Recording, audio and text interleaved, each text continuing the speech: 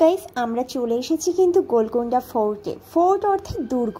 তো দুর্গের বাইরে থেকে যে পাঁচিলটা ছিল এটা কিন্তু সেই পাঁচিলটা তোমাদেরকে আমি যেটা দেখাচ্ছি এখন। তো এই রোডটা ধরেই বরাবর চলে এলাম আর এখানে আসতেই হলো এটা গোলকোন্ডার সামনে। এখান থেকে যদিও আগে টিকিটটা কাটা যেত, তবে এখন কিন্তু অনেক পরিবর্তন হয়েছে। এখন আর বাইরে টিকিট কাটতে হয় না, টিকিট কাটতে হলে ভেতরে যেতে হয়। তো আমরা এই রাস্তাটা ধরেই যাচ্ছি টিকিট কাউন্টারের দিকে। আর চারিদিকে কিন্তু অসাধারণ গার্ডেন বানিয়ে দিয়েছে, যার কারণে কিন্তু এই জায়গাটা খুব সুন্দর দেখতে লাগছে।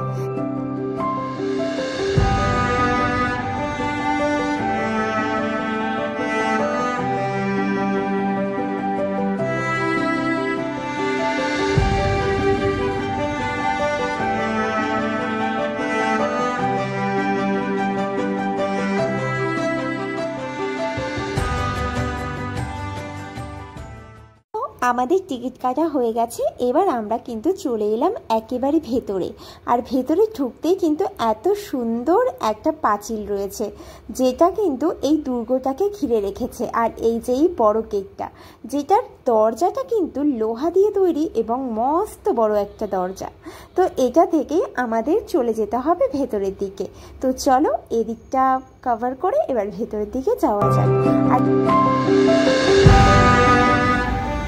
এই দুর্গের এটি হলো প্রধান দরজা। আর এখানে লাগানো রয়েছে ভয়েস ইকোসিস্টেম, যেখান থেকে বলা হয় যে শত্রুর পদধ্বনি রাজ দরবার অবধি পৌঁছে যায়।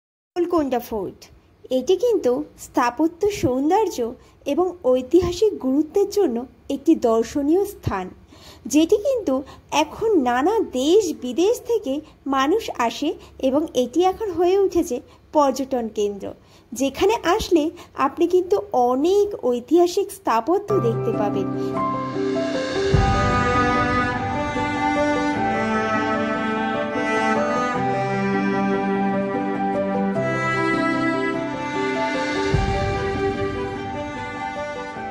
আমরা কিন্তু এখন পুরোপুরি দেখতে পাচ্ছ গোলকোন্ডার মধ্যে চলে এসেছি। তো আমি কথা বলবো না, জাস্ট তোমাদের ভিডিওগুলো দেখো, মানে এত সুন্দর জায়গা শুধু দেখারই আছে। কথা কি শুনবে তোমরা? গোলকোন্ডা ফোর্টকে কিন্তু বলা হয় হায়দ্রাবাদের অন্যতম বিখ্যাত আকর্ষণ। এটির স্থাপত্য এবং কাঠামো চমৎকার উদাহরণ। এছাড়াও বিশ্বের সবথেকে বিখ্যাত হীরা কোহিনূর কিন্তু গোলকোন্ডা থেকে উদ্ভূত। Guide map for inner.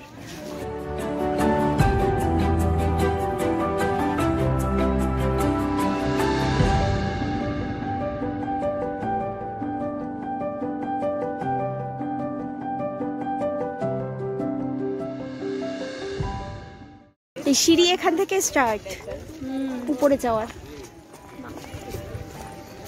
মানে আমি ভাবি এখান থেকে কামানে গুলিটা কোথায় করতে, এখান দিয়ে তো পুরো আটকানো। এখন শো আউট করার জন্য এখানে রেখেছে।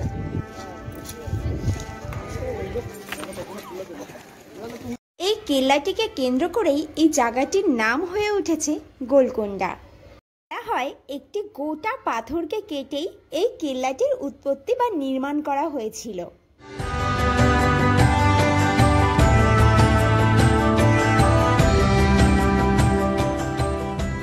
এছাড়াও এই কেল্লার ভেতরে আছে সেনাদের থাকার জায়গা, মন্দির, মসজিদ, দরবার হল এবং রানী মহল।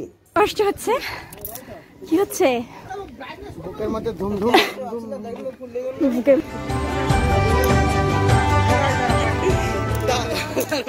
আমরা এখন এতটাই উপরে চলে এসেছি আর এখান থেকে দেখো সিটিটা কত ছোট ছোট লাগছে দেখতে।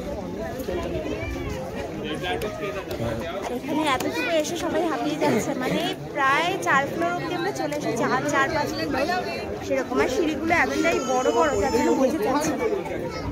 গাইস এখানের মনোহর বাগান, প্রতিটি দেওয়ালের গায়ে নকশার অংশবিশেষ এবং সিলিংয়ের ডিজাইন এখনো পর্যন্ত পর্যটকদের মন আকর্ষণ করে চলেছে। এত সুন্দর একটি পর্যটন কেন্দ্র হয়ে উঠেছে এই গোলকোন্ডা ফোর্ট।